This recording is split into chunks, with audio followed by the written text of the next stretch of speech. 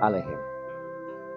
Ing wekdal menika kita ngaturaken panuwun ing ngarsanipun Gusti awit berkah-berkahipun ingkang tansah luber ing gesang kita.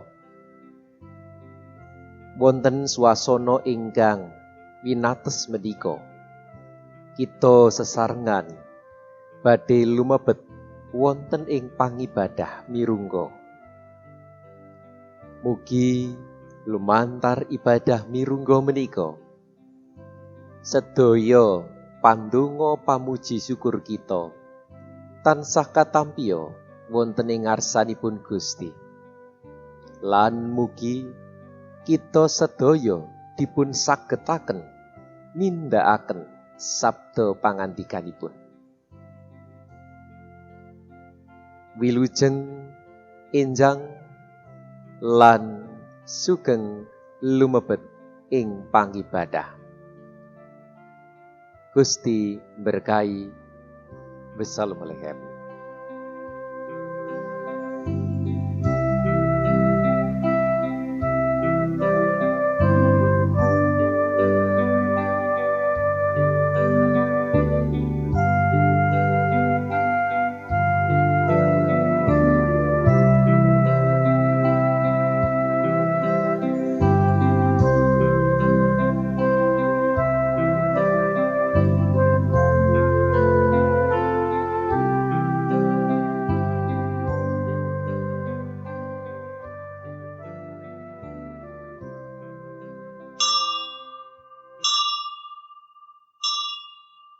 Para sedherek ingkang kinasihan dening Gusti, kluwung mujudaken coretan endahing Allah ing akasa. Kathah tiyang ingkang maknani werni abrit nggambaraken daya kekiyatan ingkang santosa. Jingga nggambaraken angeting swasana lan greget. Jene nggambaraken kawontenan ingkang sumringah. Ijem nedahaken warninipun alam lan nggambaraken swasana santai. Biru mbeta swasana ayem. Nuwuhaken raos pitados. Nila nggambaraken gegayuhan sae mahanani perlunipun mawas diri. Ungu nyunaraken kawicaksanan lan pangajeng-ajeng. Endahing kluwung ngengetaken sih susetyanipun Allah anggenipun ngerancang rancangan endah tumrap para umat. Lengkunganing kluwung ngengetaken malih sih susetyaning Allah ingkang boten nate pedhot. Gusti Allah ingkang setya tuhu tansah nunggil kita sedaya ing sadéngah kawontenan. Sumangga kita sami memuji Gusti kanthi ngrepekaken kidung pamuji saking Kipas Jawi 3 kalih padanipun 1 swawi sami muji Allah.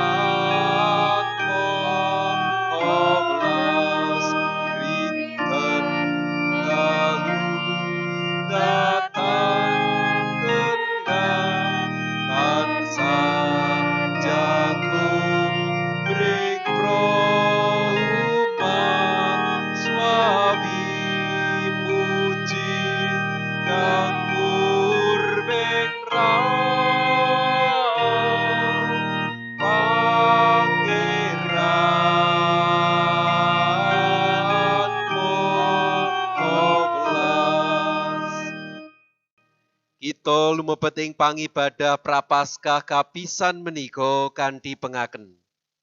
Juru pitulungan kita menika Gusti Allah ingkang sampun nitaken langit bumi dalasaisinipun, saha ingkang tansah setya tuhu ngengeti prasetyanipun. Amin. Amin. Amin. Sih rahmat lan tentrem rahayu saking Allah Rama kita lan saking Gusti kita Yesus Kristus mugi nunggila ing panjenengan sedaya. Nunggila ing panjenengan ugi.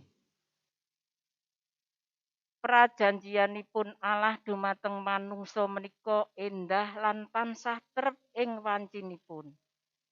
Panjenenganipun menika setya tuhu lan adil ing sauruting gesangipun manungsa. Panjenenganipun tansah njagi gesang kita ing pundia papan lan kawontenan. Mazmur 20 ayat 11 nelakaken. Kabeh margining Yehowah iku katresnan. Katresnan lan kabeneran tumrap wong kang padha netepi prajanji lan pangangete. Ngidungaken Kidung Kipas Jawi 19 padanipun setunggal pamuji kunjuk Gusti.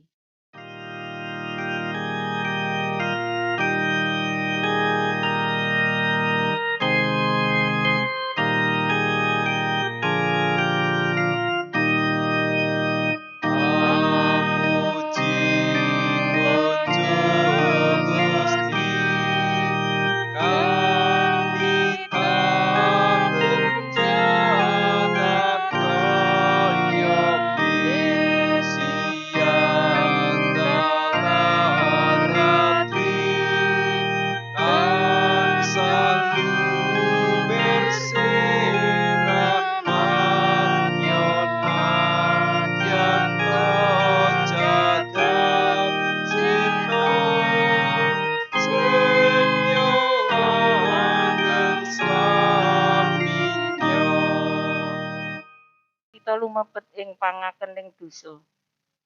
Kawula asring sami mblenjani prajanji kawula dumateng paduka, Duh Gusti.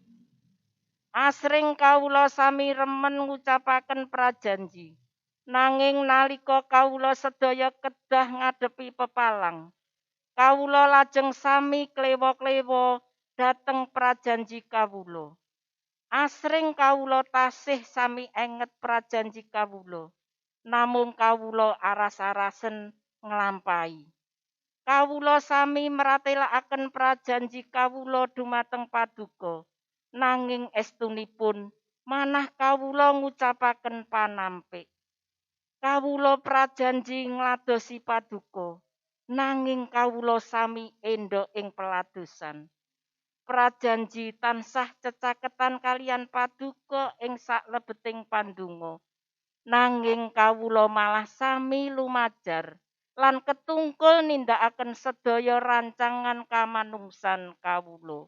Gusti mugi kersa ngapunteni dosa kawula. Sumangga kita memuji Kidung Pasamuan Jawi nomor 29 padanipun setunggal Gusti Kang Maha Wilasa.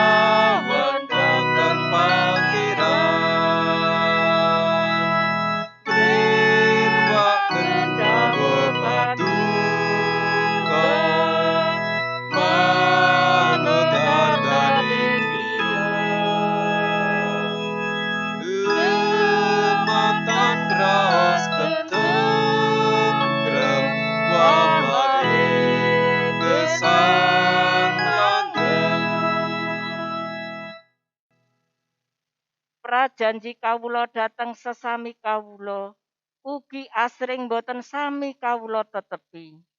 Asring kawula sami boten jujur. malah ugi asring mblenjani prajanji kawula dhateng sesami. Gusti mugi kersa ngapunteni dosa kawula. Mujikaken Kidung Pasamuan Jawi kawan dosa 8 padanipun setunggal Gusti angantya sira.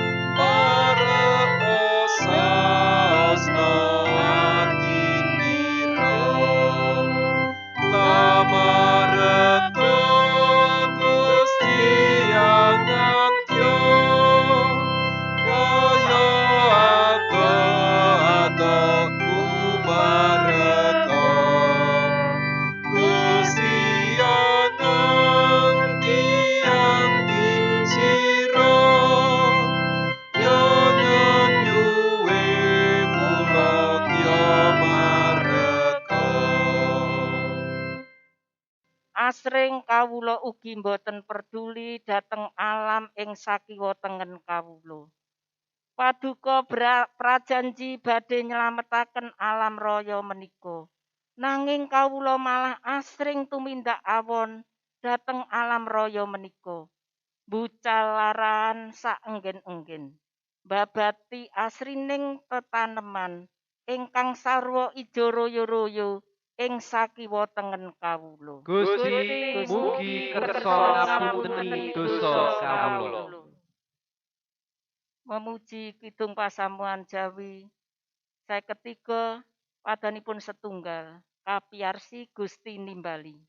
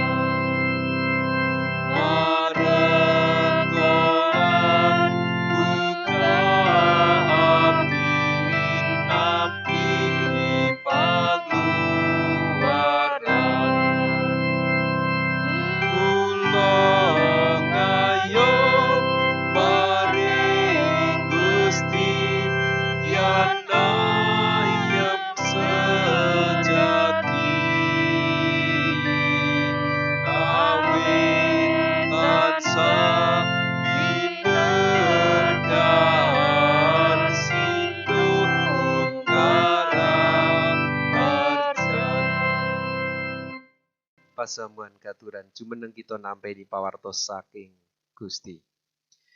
Sih susetianipun Allah saestu nyoto ing gesangipun para umat kagunganipun. Nadyan kathah nindakaken dosa lan piyawon, nanging menawi purun sami mratobat, Gusti Allah kepareng paring pangaksama kados pangandikanipun ingkang mekaten. Marga kabeh wong wis padha gawe dosa sarta koncatan ing kamulyaning Allah lan padha kabenerake kanthi lahanan awit saka sih rahmati lumantar panebuse Sang Kristus Yesus. Rom 3 ayat 23 lan 24. Kula sestu nderek Gusti.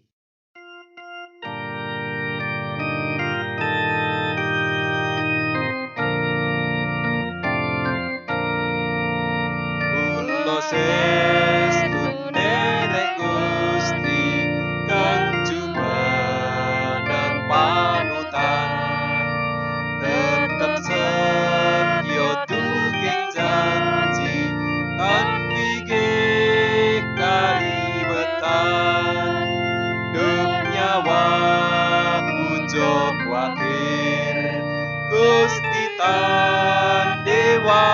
usir tut puri yo salaminyo ing satindake Gusti.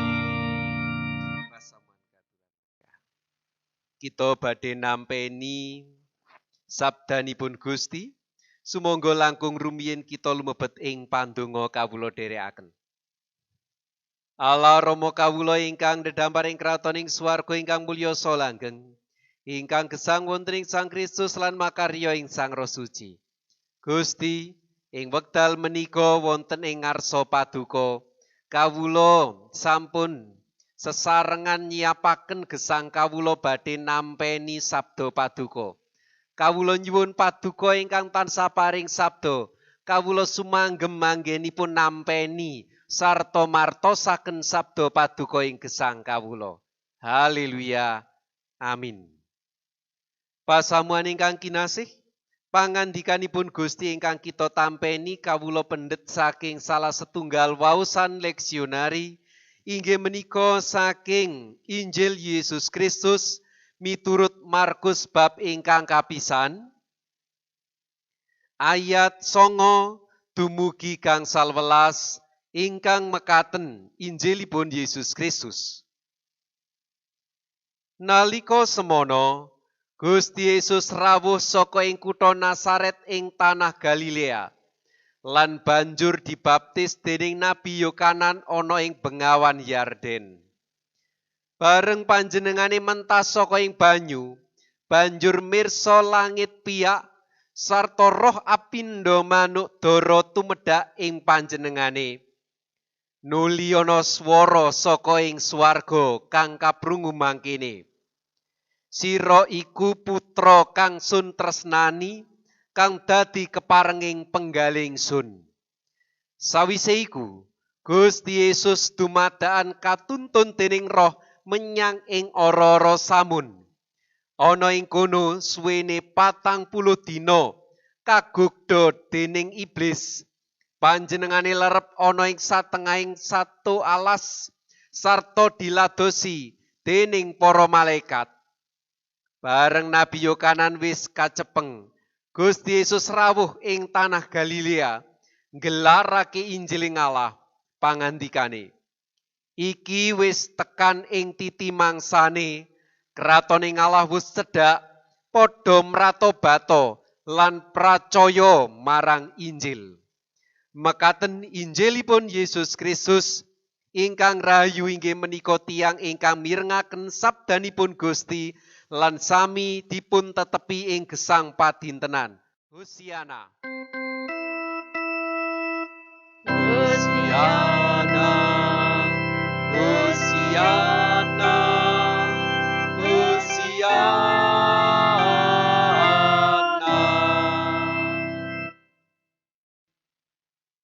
Salam alaikum. Pasamuan ingkang kinasih, waosan Injil ingkang kala wau kita tampeni menika nyariosaken tigang perkawis. Ingkang sepisan menika bab peneguhan Gusti Yesus. Ingkang angka kalih nyariosaken bab pacoben, nggih panggoda. Lan ingkang ketiga menika nyariosaken bab peladosanipun Gusti Yesus Kristus. Tigang perkawis menika inggih tigang proses ingkang dipun lampahi dening Gusti Yesus minangka manungsa ingkang gesang wonten ing tengahing jagat. Bapak Ibu lan sederek-sederek, mboten namung Gusti Yesus, sejatosipun sedaya tiyang menika ugi ngalami proses-proses ingkang kados mekaten. Contonipun kados mahasiswa utawi murid ingkang nembe lulus. Sampun dipun tampi wonten ing pedamelan. Sampun dipun teguhaken. Sasampunipun nyambut damel, miwiti pedamelanipun mesti wonten ingkang naminipun penyesuaian-penyesuaian. Utawi nggih wonten perkawis-perkawis ingkang kedah dipun tindakaken saged ugi Lare utawi tiyang menika lepat saged ugi mangke dados sae. Lan ingkang pungkasan menika peladosan-peladosan. Sasampunipun tiyang nyambut damel sampun makarya, peladosan-peladosan sampun dados inggih menika timbalanipun, dados panggilannya, bekerja menghasilkan hasil-hasil yang baik. Makaten ugi wonten ing tengahing brayat ugi ngalami proses ingkang naminipun wonten peneguhan, diteguhkan di gereja, menika peneguhan pernikahan. Nggih. Wonten ing peneguhan pernikahan menika wonten unsur udu. Udu menika tegesipun nggih nyobi utawi andil ikut serta menyumbangkan sesuatu. Angka kalih menika ugi wonten pacoben-pacoben. Tiyang ingkang bebrayatan menika saged padu utawi saged ugi padu. Makaten ugi peladosan sasampunipun brayat menika dados setunggal mesti saged nampeni bisa saling memberi saling menerima menika wonten ing tengah peladosan. Menika proses-proses gesang. Nah, Bapak Ibu lan sederek-sederek ingkang kinasih, Gusti Yesus nalika dados manungsa ugi ngalami proses-proses gesang ugi. Wonten peneguhan inggih menika baptisan. Makaten ugi nalika wonten ing Minggu Transfigurasi, Minggu kala wingi, ayatipun nyariosaken bab peneguhan menika. Makaten ugi wonten Gusti Yesus nglampahi ingkang naminipun panggoda, wonten panggoda pencobaan.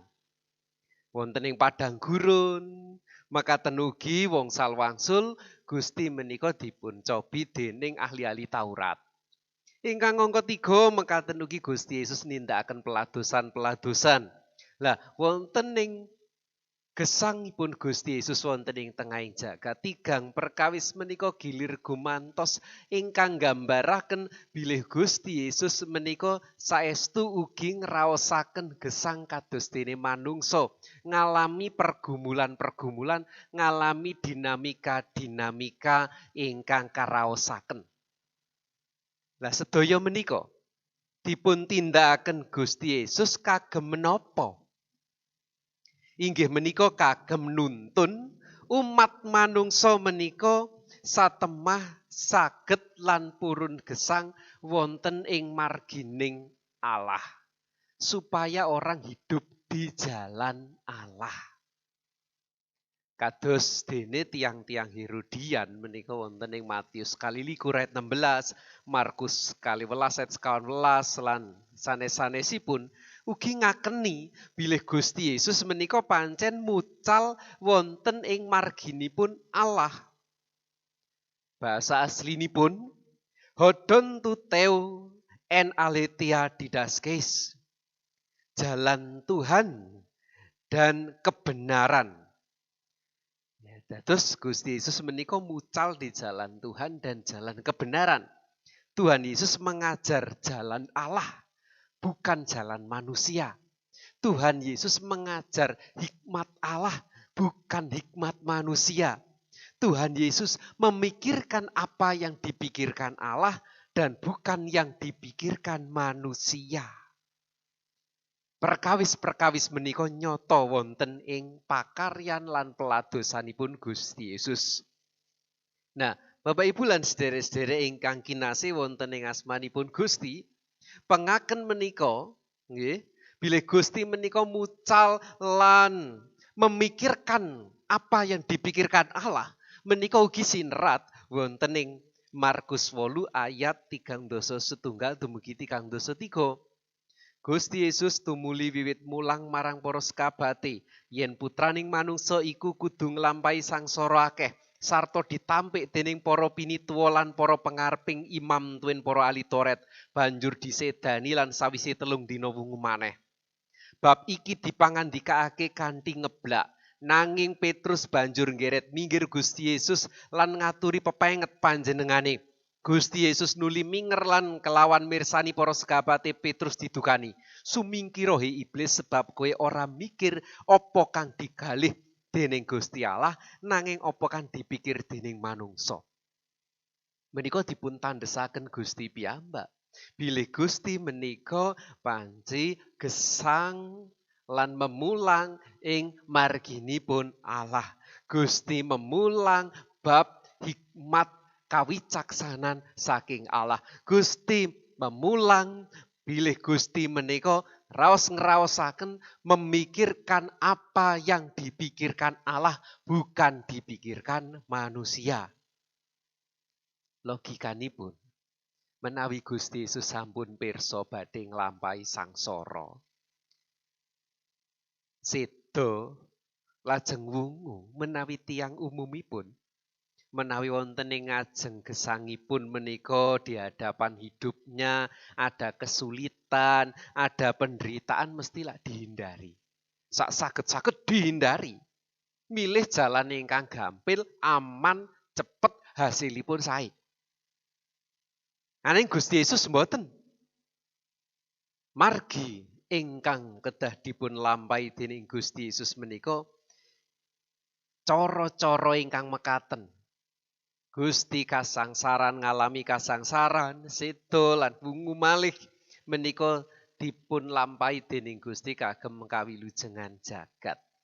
Nah menika bedanipun Gusti Allah kaliyan danyanging jagat. Menawi danyanging jagat ingkang dados tumbal saged kewan, saged nyawa panjenengan, nyawa kula. Danyangipun boten wantun ngurbanaken dirinipun piyambak.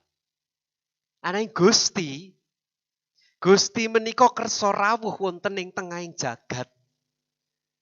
Kersa ngurbanaken sariranipun. Nggih, dados manungsa lajeng ngurbanaken sariranipun piyambak kagem tebusan.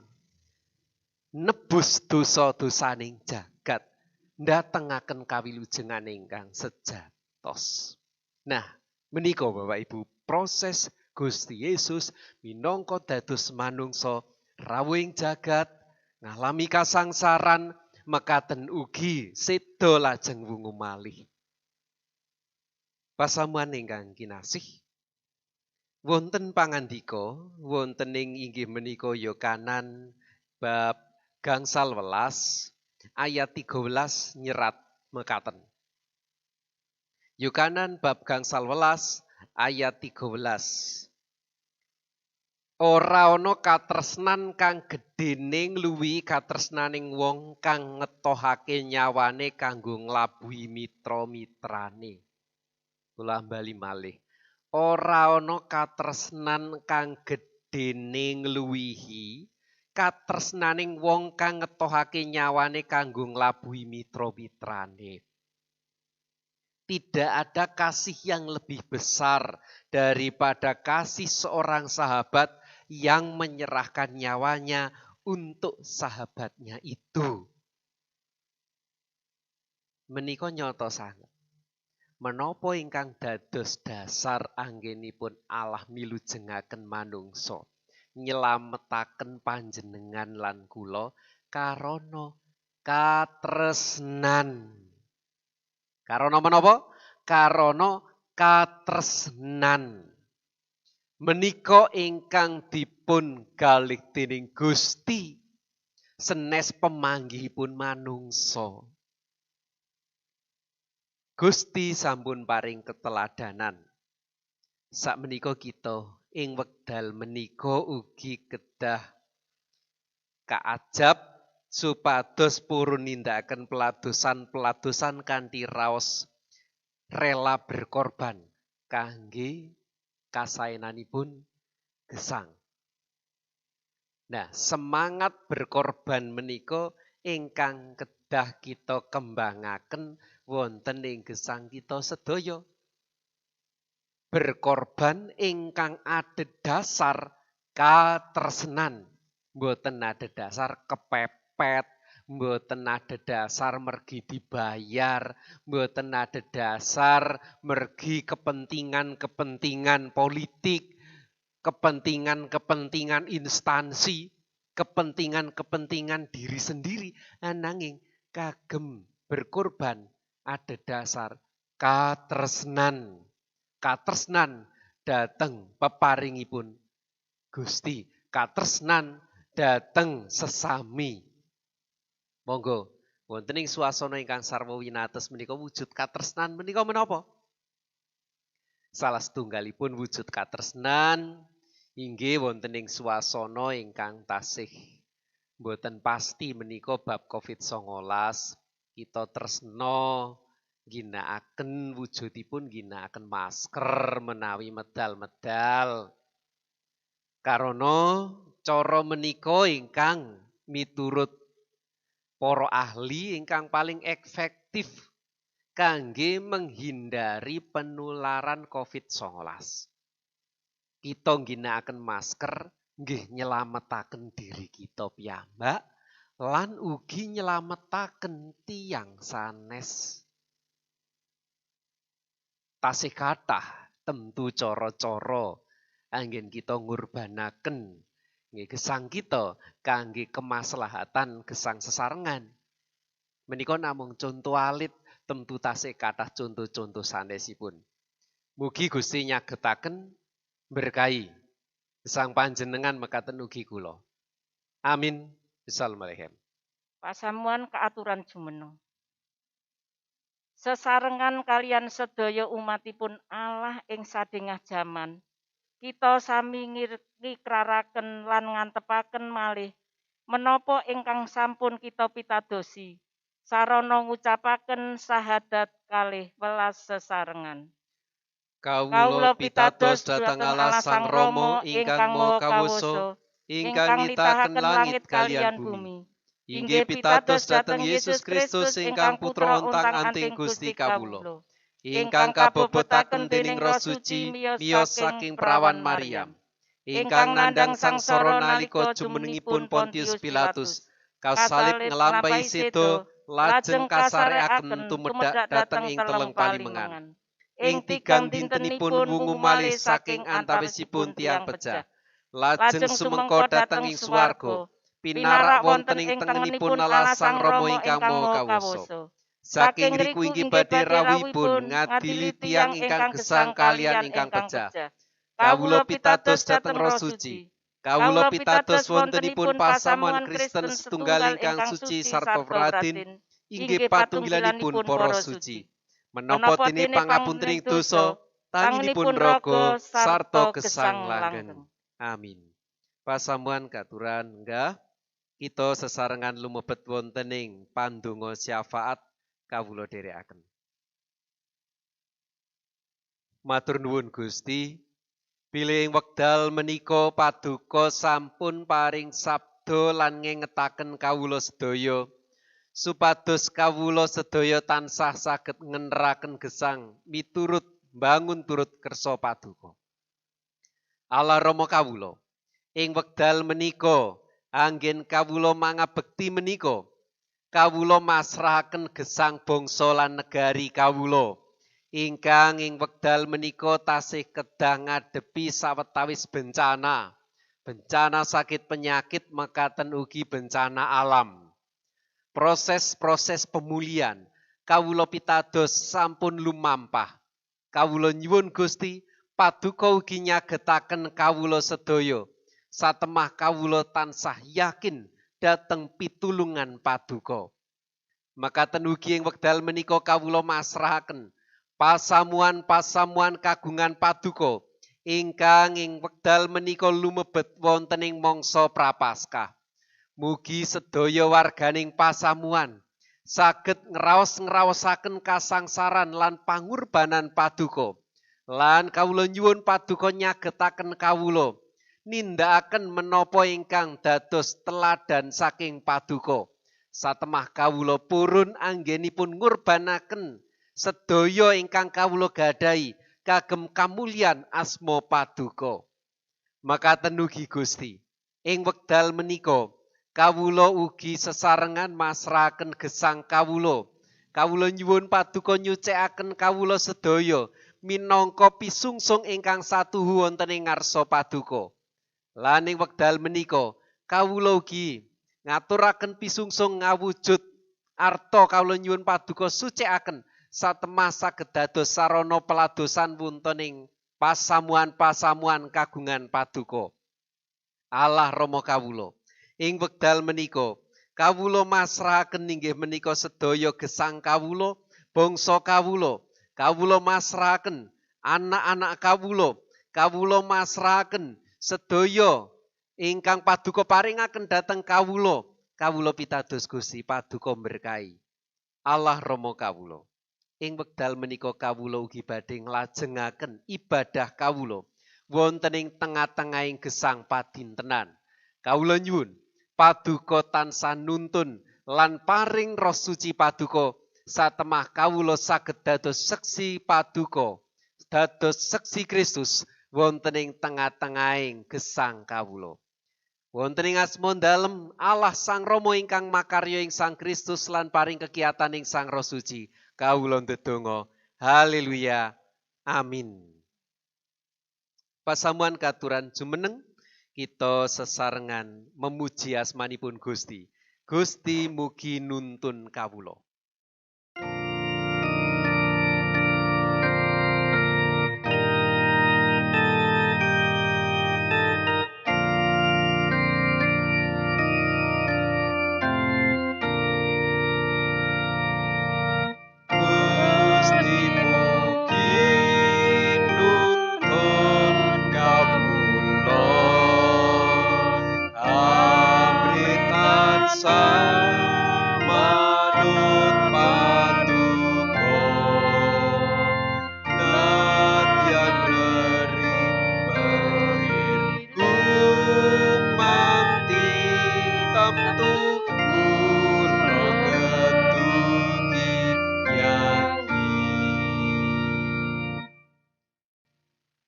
Sami mengkero kanthi raos kebak ing kabingahan, ngengeti sabdanipun Gusti bilih prajanjinipun tansah dipun tetepi. Rancanganipun Allah tansah sae kagem para manungsa. Nglampauna gesang kanthi tansah setya tuhu dumateng prasetyan menika. Mugi tansah setya tuhu dumateng Gusti Allah Sang Juru Wilujeng. Setya tuhu dhateng rewanging gesang. Berayat lan dateng lestarining alam raya. Sumangga kita tampeni berkah saking Gusti. Pangeran Yehuwa mugi maringono berkah dumateng panjenengan lan ugi ngayomi panjenengan. Pangeran Yehuwa mugi nyunaraken cahyaning wedananipun dhateng panjenengan lan maringono sih rahmat. Pangeran Yehuwa mugi kersa nungkulaken wedananipun dhateng panjenengan lan maringono tentrem rahayu. Amin.